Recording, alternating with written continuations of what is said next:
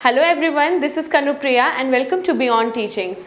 आज के क्लास में हम लोग डिस्कस करेंगे कि मेटल्स को कैसे रिफाइन किया जाता है और मेटल्स में अगर कोई इम्प्योरिटीज़ आ जाए या उसमें कोई इफ़ेक्ट आए किसी और सब्सटेंसेस का, क्या वो कोरोड होते हैं, कोरोजन उनमें होता है और कैसे प्रिवेंट किया जाए कोरोजन, इसके बारे में डिस्कस करेंगे। जो प्रीवियस क्लास था उसमें हमने ऑलरेडी डिस्कस कर लिया था कि कैसे मेटल्स को एक्सट्रैक्ट किया जाता है उनके ओर से। तो आज के क्लास में हम लोग डिस्कस करेंगे कि वो जो एक्सट्रैक्शन प्रोसेस है इसके बाद का क्या प्रोसेस है, यानी कि जो रिफाइन करने का जो प्रोसेस होता है जिसमें आपका मेटल्स मिलने के बाद उसको एकदम प्योर फॉर्म में निकाला जाता है। हमने ओर्स में से एक्सट्रैक्ट किया मेटल्स को, तो वो जो मेटल्स है वो उतने साफ नहीं होते जितने कि वो हमें वहाँ से मिलते हैं। हम लोग उसको रिफाइन कर देंगे तो वो एकदम प्योर फॉर्म में हमें मिलेगा, जो कि एकदम रॉ यूज़ हम लोग उसको कर सकते हैं कोई भी डिफरेंट सब्सटेंसेस बनाने के लिए या फिर कोई अदर पर्पस के लिए। तो आज के क्लास में हम लोग वही डिस्कस करेंगे। तो चलिए हम लोग आज के क्लास को जल्दी से स्टार्ट करते हैं। तो जैसा कि आप लोग देख सकते हो यहाँ पे फर्स्ट पॉइंट कहता है metals contain impurities which must be remove to obtain pure metals, यानी कि प्योर मेटल्स पाने के लिए उनमें जो भी इम्प्योरिटीज होती है उन्हें रिमूव करने की ज़रूरत है। The most widely used method for refining impure metals is electrolytic refining, यानी कि जो मेटल्स को साफ करने के लिए, इम्प्योर मेटल्स को रिफाइन करने के लिए जो सबसे मोस्टली यूज्ड जो मेथड है वो है इलेक्ट्रोलिटिक रिफाइनिंग, जहाँ पे इलेक्ट्रोलाइट फॉर्मेशन किया जाता है और उसका इलेक्ट्रोलिसिस करके रिफाइन किया जाता है। तो इसमें होता क्या है देख लेते हैं। इलेक्ट्रोलिटिक रिफाइनिंग में बोला जा रहा है many metals such as copper, zinc, tin, nickel, silver, gold etcetera are refined electrolytically, यानी ये जो मेटल्स है copper, zinc, tin, nickel, silver, gold जो भी है ये भी इलेक्ट्रोलिसिस के आपके मदद से इलेक्ट्रोलिटिकली इन्हें रिफाइन किया जाता है।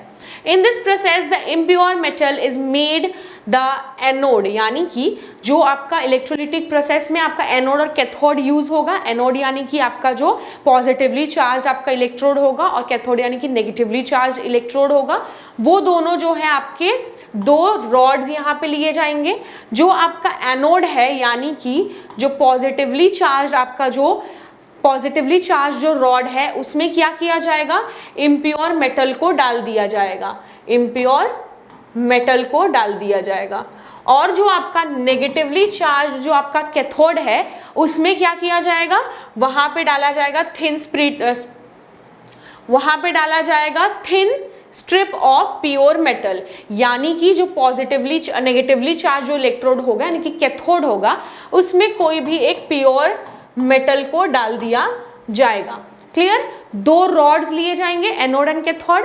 जो आपके पॉजिटिवली चार्ज जो एनोड है उसमें जो इम्प्योर आपका मेटल है वो जो रॉड है वो इम्प्योर मेटल का रॉड होगा, और जो आपका दूसरा जो आपका रहेगा, जो आपका कैथोड रहेगा ये नेगेटिवली चार्ज आपका इलेक्ट्रोड, वो आपका थिन स्ट्रिप ऑफ आपका क्या होगा, प्योर मेटल का होगा। क्लियर। इसके बाद क्या किया जाएगा, The solution of metal salt is used as an electrolyte, यानी इलेक्ट्रोलाइट जो उसके अंदर जो सोल्यूशन होगा उस वाले कंटेनर पे जहाँ पे इलेक्ट्रोड्स आपके डिप्ड होंगे वो क्या होगा, आपका सोल्यूशन ऑफ मेटल सॉल्ट होगा, यानी कोई एक मेटल सॉल्ट वहाँ पे दिया जाएगा उस लिक्विड में। क्लियर।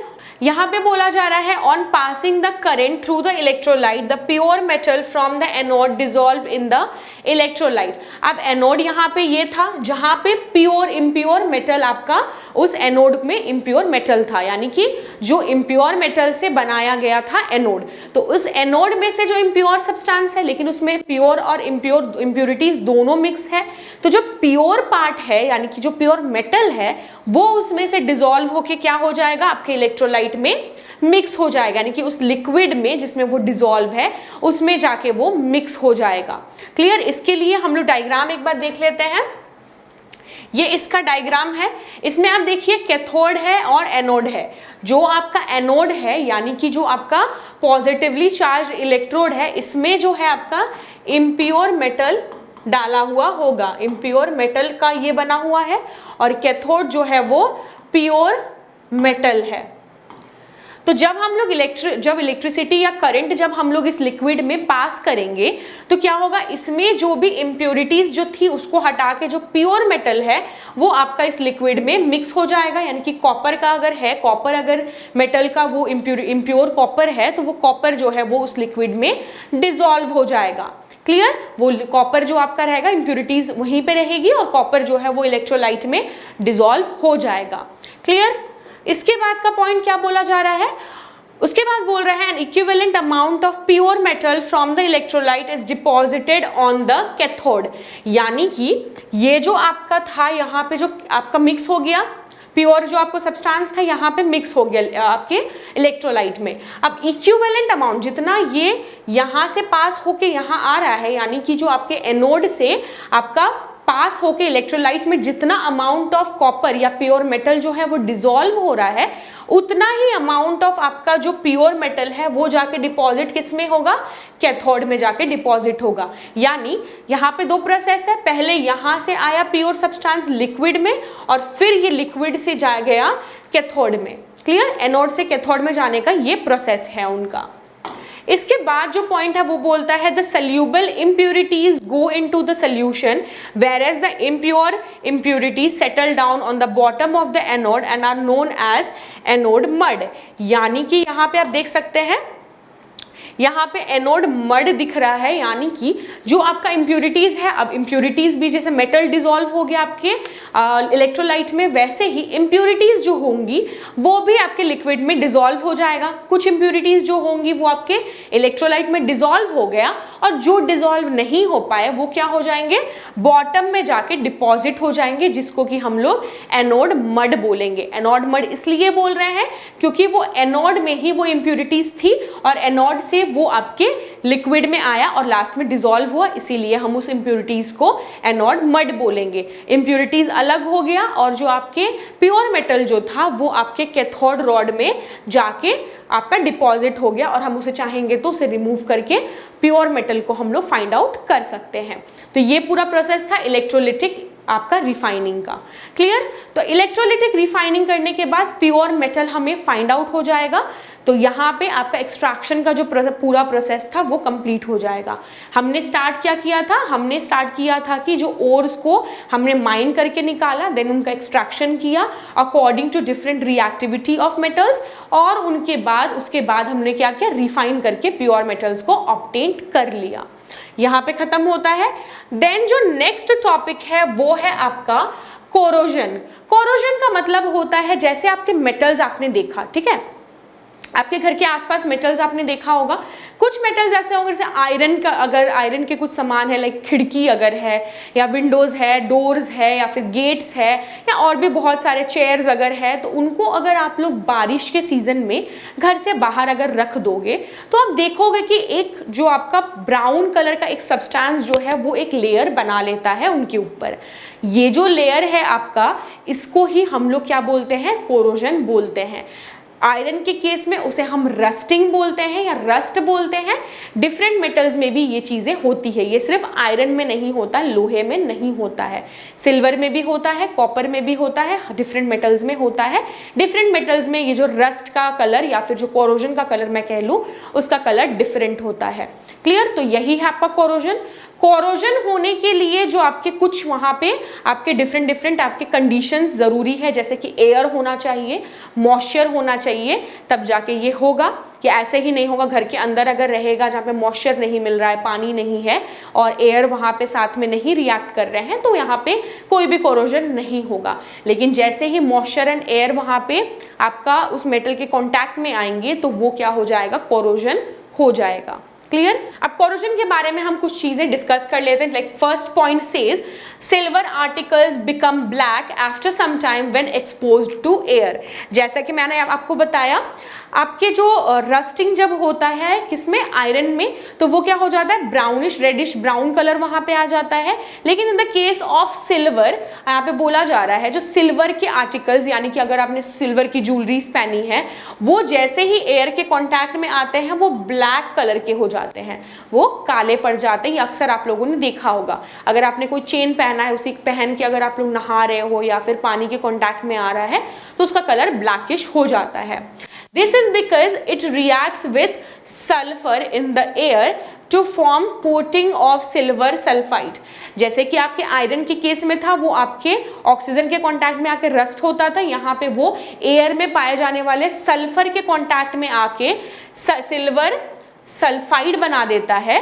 यानी कि आपका सिल्वर सल्फाइड बनाने के बाद उसकी कोटिंग बन जाती है, वो कोटिंग ही आपको ब्लैक कलर की दिखती है। ये होता है सिल्वर के केस में। सेकेंड जो है कॉपर के केस में, देखिए copper reacts with moist carbon dioxide in the air and slowly lose its shiny brown surface and gains a green coating. Copper के केस में क्या हो रहा है, कॉपर किसके साथ रिएक्ट कर रहा है, copper is reacting with carbon dioxide and it is reacting with sulphur. आपका जो सिल्वर था वो सल्फर के साथ रिएक्ट कर रहा था और जो कॉपर है वो कार्बन डाइऑक्साइड के साथ रिएक्ट कर रहा है। कार्बन डाइऑक्साइड के साथ जब वो रिएक्ट कर रहा है तो उसका जो शाइनीनेस जो था, कॉपर का जो शाइनी सरफेस था वो लूज कर देता है और वो जो शाइनीनेस तो जो था वो ग्रीन कोट में आपका कन्वर्ट हो जाता है, यानी कि ग्रीन कलर की कोटिंग आ जाती है। सिल्वर के केस में वो ब्लैक कोटिंग था और यहाँ पे ग्रीन कोटिंग हो जा रहा है। This green substance is basic copper carbonate, यानी कि कॉपर कार्बन डाइऑक्साइड के साथ वो मिक्स किया तो ये कॉपर कार्बोनेट बन जा रहा है, यानी कि ये जो है आपका रिएक्शन करके कॉपर कार्बोनेट बना देगा जो कि उसके ऊपर ग्रीन कलर का लेयर बनाता है। क्लियर। अब लास्टली जो आयरन का केस है, जो सबसे फेमिलियर केस है, हम लोग जो देखते हैं usually, iron when exposed to moist air for a long time acquires a coating of brown flaky substance called rust. यानी कि आयरन जो है वो आपके एयर के कांटेक्ट में आता है और ऑक्सीजन के कांटेक्ट में आके वो क्या करता है, एक ब्राउन फ्लेकी सब्सटेंस उसके ऊपर कोटिंग आ जाती है जिसे हम रस्ट कहते हैं और वो होता है आपका आयरन ऑक्साइड। क्लियर। ऑक्सीजन के साथ वो रिएक्ट करके आयरन ऑक्साइड बनाता है जो कि एक लेयर बना देता है उसके ऊपर जो ब्राउनिश कलर में होता है और उसे हम रस्ट बोलते हैं। और पर्टिकुलरली आयरन के केस में कोरोजन को हम लोग रस्टिंग बोलते हैं। डिफरेंट मेटल्स के लिए ऐसा कोई नाम नहीं है, हम लोग उसके लिए कोरोजन टर्म को यूज करते हैं। ये कंप्लीट होने के बाद हम लोग एक एक्सपेरिमेंट देखेंगे कि किस तरह से हो सकता है। आप यहाँ पे देख सकते हैं 3 केसेस है, तीनों ही केसेस में कुछ आयरन नेल्स को डाला गया है। टेस्ट ट्यूब के अंदर में जो आपका सब्सटेंस है वो अलग है। पहले वाले में है एयर एंड वाटर दोनों है। सेकेंड वाले में क्या है, जो आपका नेल है, layer of oil prevent air dissolve in the water, यानी यहाँ पे जो आपका एक लेयर डाल दिया है ऑयल का उस लिक्विड में, यानी कि जो वाटर में एक लेयर डाल दिया गया है और ऊपर एयर है, यानी एयर ऑयल बीच में आ गया है, एयर और वाटर के। क्लियर। और लास्ट वाले केस में ड्राई एयर है, यानी कि कोई भी मॉइस्चर वहां पे नहीं पाया गया है। फर्स्ट केस में क्या है, मॉइस्चर है, यानी कि एयर एंड आपका वाटर दोनों साथ में है। सेकेंड केस में एक ऑयल का लेयर है जो कि एयर और वाटर को एक दूसरे के साथ मिक्स नहीं होने दे रहा है। और थर्ड पार्ट में सिर्फ एयर है, यानी कि कोई मॉइस्चर वाटर नहीं है। तीनों केसेस में जो है, तीनों केसेस में किस केस में रस्टिंग होगी ये हमें फाइंड आउट करना है। जैसा कि मैंने बताया, मॉइस्चर एंड आपका जो वाटर एंड एयर के साथ, यानी कि मॉइस्चर जब मिलेगा तभी जो आयरन है वो आपका रस्ट होगा, यानी कि वो फर्स्ट केस में मिल रहा है, क्योंकि यहाँ पे वाटर और एयर दोनों है, दोनों मिल के क्या करेंगे, रिएक्शन करके इस केस में आपका रस्टिंग होगा। बाकी दोनों केसेस में रस्टिंग नहीं होगा। क्यों नहीं होगा, क्योंकि जो सेकंड केस है उसमें देखिए एयर और वाटर के बीच में एक ऑयल का लेयर है जो कि दोनों को साथ में मिक्स होकर रिएक्ट नहीं करने दे रहा है, और सेकंड केस में तो सिर्फ एयर है, कोई वाटर है ही नहीं। तो इन दोनों केसेस में ये नहीं होगा, कोई भी आपका रस्टिंग नहीं होगा, वो जो आयरन नेल है वो वैसे के वैसे ही रहेंगे। फर्स्ट केस में रस्टिंग होके वो ब्राउनिश कलर का हो जाएगा। अब ये था आपका कोरोजन का पूरा जितना भी जानना था हम लोगों को। अब हम लोग कोरोजन से कैसे प्रिवेंट करेंगे, यानी कि हम लोग ऐसा क्या करेंगे जिससे कोरोजन ना हो, यानी कि जो मेटल्स है वो कोरोड ना हो, वो जैसे हैं वैसे ही रहें। इसके लिए कुछ डिफरेंट स्टेप्स हैं, यानी कि डिफरेंट मेथड्स हैं। जो फर्स्ट मेथड है वो है the rusting of iron can be prevented by painting, oiling, greasing, galvanising, chrome plating, anodising, and making alloys, यानी जो आयरन है उससे रस्ट ना होने के लिए बहुत सारे प्रोसेस हम लोग फॉलो करते हैं, जिनमें से कुछ प्रोसेस आपके हैं पेंट किया जा सकता है। मेटल्स को हम अगर पेंट कर देंगे तो आपके मेटल के और आपके जो मॉइस्चर के बीच में एक लेयर आ जाएगा, पेंट का लेयर, जिससे कि हम लोग का जो है वो कोरोजन नहीं होगा। ये चीज़ हम लोग यूजुअली देखते हैं, हम लोग जो भी गेट्स होते हैं, घर के बाहर जो भी गेट होता है हम उसे पेंट कर देते हैं ताकि वो खराब ना हो, उसमें जंग ना लगे, उसमें रस्टिंग ना हो। जो दूसरे प्रोसेस है ऑयलिंग ग्रीसिंग, ज़्यादातर व्हीकल्स के पार्ट्स में किया जाता है, यानी कि जो व्हीकल के बॉडी पार्ट्स है उसमें ऑयलिंग ग्रीसिंग की जाती है ताकि जो वो पार्ट्स है उसमें जंग ना लगे, उनमें रस्ट ना हो, वो खराब ना हो। इसके बाद कुछ प्रोसेस है गैल्वेनाइजिंग, जिसके बारे में डिस्कस करेंगे। क्रोम प्लेटिंग होती है, देन एनोडाइजिंग और मेकिंग अलॉयज, इनके बारे में हम लोग अभी डिस्कस करेंगे। ये सारे बहुत सारे डिफरेंट प्रोसेसेस हैं जिससे कि हम लोग कोरोजन को प्रिवेंट कर सकते हैं। तो सेकेंड प्रोसेस है गैल्वेनाइजेशन का method. Galvanization is a method of protecting steel and iron from rusting by coating them with a thin layer of zinc। यहाँ पे क्या होता है गैल्वेनाइजेशन में, आपके स्टील और ये आपके किस में किए जाते हैं, आयरन्स में किए जाते हैं, उनमें क्या किया जाता है, एक लेयर ऑफ जिंक को उसके ऊपर प्लेस कर दिया जाता है। ये लेयर जो है आपका प्रोटेक्ट करता है आपके मेटल्स को, आपके मॉइस्चर से कांटेक्ट बनाने के बीच में वो आ जाता है, वो क्या करता है आपको प्रिवेंट कर देता है ताकि वो कांटेक्ट ना बने, जिससे कि रस्टिंग ना हो। The galvanized articles is protected against rusting even if the zinc coating is broken। एक बार अगर हमने जिंक कोटिंग कर दिया, अब वो ब्रोक भी हो गया तो भी जो आर्टिकल्स है यानी कि जो सामान है वो खराब नहीं होंगे, उनमें रस्टिंग नहीं होगी। This is a very good process. The second process is alloying. The second process is alloying, यानी कि अलॉयज बनाना। अलॉयज कैसे बनता है ये देखते हैं। Alloying is a very good method of improving the properties of metals। ये एक ऐसा प्रोसेस है जिससे कि हम लोग मेटल्स की प्रॉपर्टीज को बेटर कर सकते हैं, उन मेटल्स को क्या कर सकते हैं, एडवांस फॉर्म में डाल सकते हैं या उन्हें एक अपडेट हम लोग उनका कर सकते हैं। वो कैसे करेंगे हम लोग, in this method a metal is mixed with another metal or non-metal to become a alloy। यानी कि इस मेथड में क्या होगा, जो आपके मेटल्स होंगे उनको किसी और मेटल के साथ या फिर किसी एक नॉन मेटल के साथ मिक्स कर दिया जाएगा, जिससे कि क्या होगी, दोनों की प्रॉपर्टीज मिक्स होके एक और अच्छा जो है आपका एक मेटल हम लोग को मिलेगा, यानी कि एक हाइब्रिड मेटल हम लोग को मिलेगा। अगर हम लोग कह ले तो उसमें क्या होगा, दोनों की प्रॉपर्टीज होगी जिससे कि वो रस्ट नहीं होगा, उसकी प्रॉपर्टीज जो होगी वो बेटर हो जाएगी। तो जैसे कि आपका कुछ इसमें से एग्जाम्पल्स होते हैं, जैसे स्टील बनाने के लिए आपका जो आयरन होता है उसे कार्बन के साथ रिएक्ट किया जाता है और स्टील बनता है। स्टील जल्दी आपका क्या होता है, रस्ट नहीं होता है। And alloy is a homogeneous mixture of 2 और मोर मेटल्स, यानी जो एलॉय होता है वो 2 या 2 से ज़्यादा मेटल्स या नॉन मेटल्स का एक होमोजेनस मिक्सचर है। होमोजेनस मिक्सचर का मतलब क्या है, उसके जो थ्रू आउट जो भी उसका आपका प्रॉपर्टीज है, थ्रू आउट जो उसका कंपोजिशन है वो आपका एक सेम रहेगा, यानी कि इक्वल रहेगा। एंड नॉन मेटल यहाँ पे दिया गया है, it is prepared by first melting the primary metal and then dissolving the other element in it and definite proportion, it is then cooled in the room temperature. यहाँ पे क्या किया जाता है, जो मेटल को पहले मेल्ट कर दिया जाता है, फिर उसमें जो दूसरा सब्सटेंस हम लोग जो भी डालना चाहते हैं उसे उसमें मिक्स कर देंगे, दोनों को अच्छे से एक दूसरे के साथ मिक्स करने के बाद हम उसे रूम टेम्परेचर में ठंडा कर देंगे। ठंडा करने के बाद वो क्या हो जाएगा, आपका सॉलिड हो जाएगा फिर से, और एक नया हमें एलिमेंट वहां पे मिल जाएगा, यानी कि एक नया एलॉय हमें मिल जाएगा।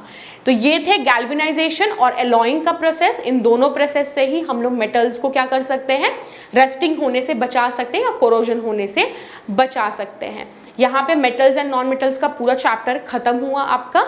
नेक्स्ट क्लास में हम लोग जब मिलेंगे तो दूसरे चैप्टर्स को डिस्कस करेंगे। तो चलिए नेक्स्ट क्लास में मिलेंगे, तब तक के लिए take care and good bye.